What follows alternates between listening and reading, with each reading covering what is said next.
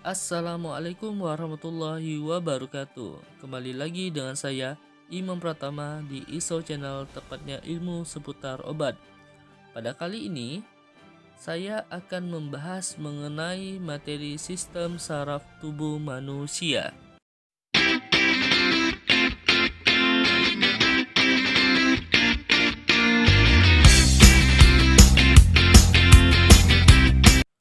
Nah, pada kali ini materi sistem saraf tubuh manusia akan dibahas secara detail.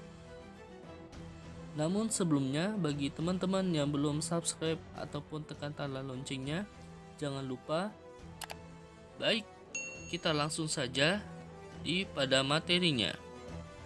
Perlu diketahui bahwa sistem saraf merupakan sistem yang terdiri dari otak, saraf tunjang, saraf kronial, saraf spina, dan ganglian. Kita ambil contoh, dua orang yang berbincang-bincang melalui telepon. Seseorang di suatu tempat menyampaikan suatu pesan dan ditanggapi oleh orang di tempat lain. Melalui komunikasi tersebut, akhirnya pesan yang disampaikan seseorang dapat ditanggapi oleh orang lain. Ilustrasi tersebut ternyata dapat menjelaskan tentang sistem saraf. Nah, kalau dilihat dari cara kerja dan fungsinya, saraf bagaikan sebuah jaringan komunikasi. Sistem saraf berfungsi untuk menerima pesan dan menanggapi pesan tersebut. Dalam hal ini, pesan disebut rangsangan. Dari pengertian tersebut dapat disimpulkan bahwa saraf merupakan bagian dari tubuh yang berfungsi untuk menerima rangsang dan kemudian menanggapi rangsang tersebut. Nah, pada sistem saraf manusia, itu kita kenal ada namanya sel saraf, atau nama lainnya itu neuron. Jaringan saraf tersusun atas sel-sel yang mempunyai bentuk khusus. Sel-sel tersebut dinamakan neuron dan neuroglia. Jadi, kedua sel tersebut ibarat pasangan yang tak terpisahkan yang menyusun jaringan saraf. Jika ada sel neuron, pasti sel neuroglia akan menyertai juga. Adapun sel neuroglia berfungsi memberikan nutrisi dan bahan-bahan lain yang digunakan untuk kehidupan neuron.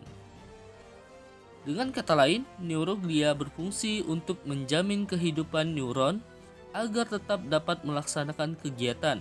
Neuron merupakan unit struktural dan fungsional dari sistem saraf. Neuron memiliki kemampuan sebagai konduktivitas atau penghantar dan eksistabilitas, dapat dirangsang serta memiliki kemampuan merespon rangsangan dengan sangat baik.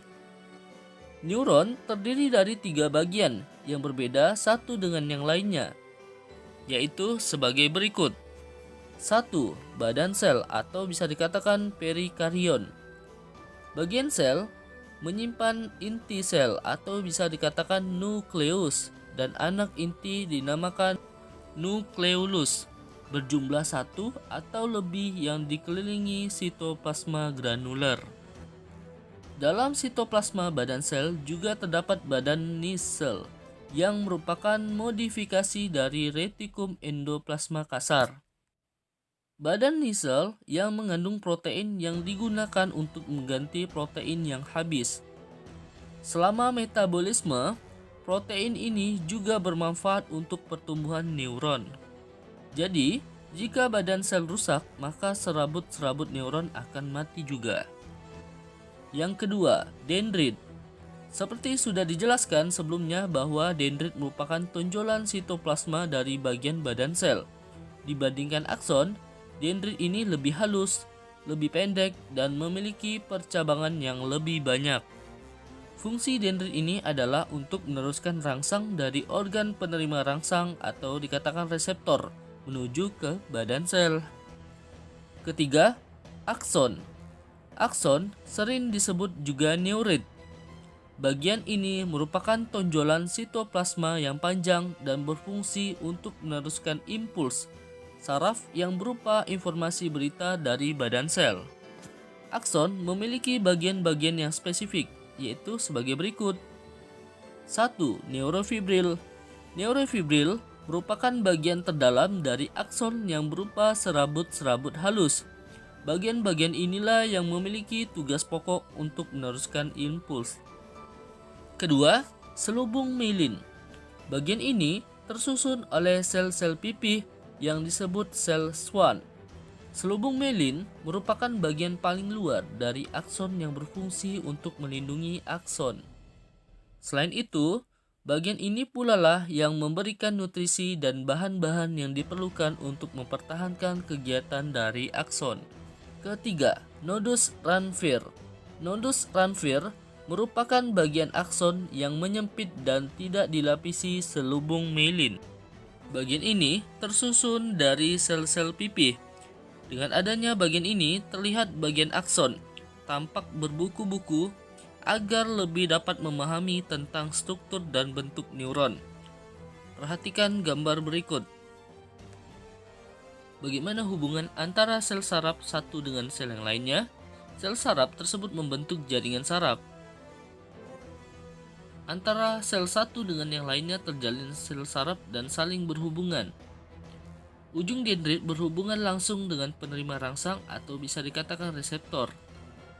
Selain itu, ujung dendrit ada pula yang berhubungan dengan ujung akson dari neuron lain. Ujung akson pada sel-sel lain ada juga yang berhubungan dengan efektor, yaitu struktur yang memberikan jawaban terhadap impuls yang diterima reseptor, misalnya otot dan kelenjar. Pertemuan antara akson dengan dendrit atau efektor disebut sinapsis. Ingat ya, sinapsis. Berdasarkan hal ini, Anda dapat membayangkan bahwa jaringan sel saraf ibarat jaringan komunikasi seperti sudah dijelaskan sebelumnya. Antara sel saraf satu dengan yang lainnya terjalin hubungan sangat erat dalam meneruskan impuls. Kemudian, kita akan mengenal macam-macam neuron.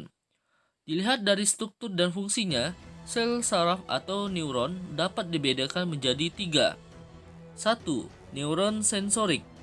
Sel saraf ini sangat berhubungan erat dengan alat indera, sehingga disebut juga saraf indera.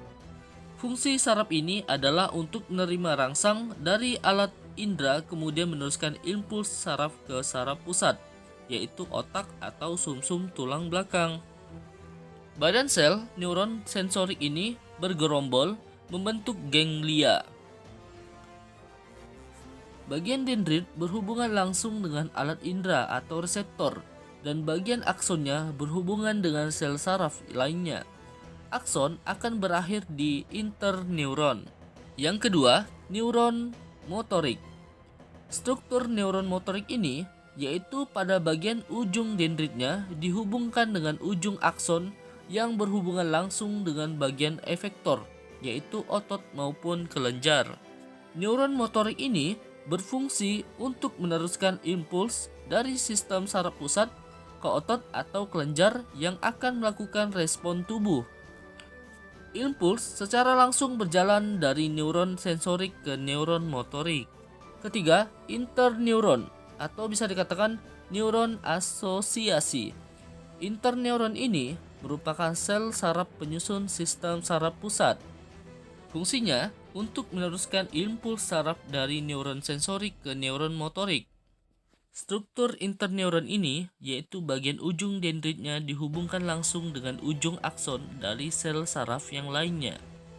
Nah, setelah dijelaskan bahwa sistem saraf tubuh manusia itu merupakan banyak sekali yang namanya sel saraf yang dinamakan neuron.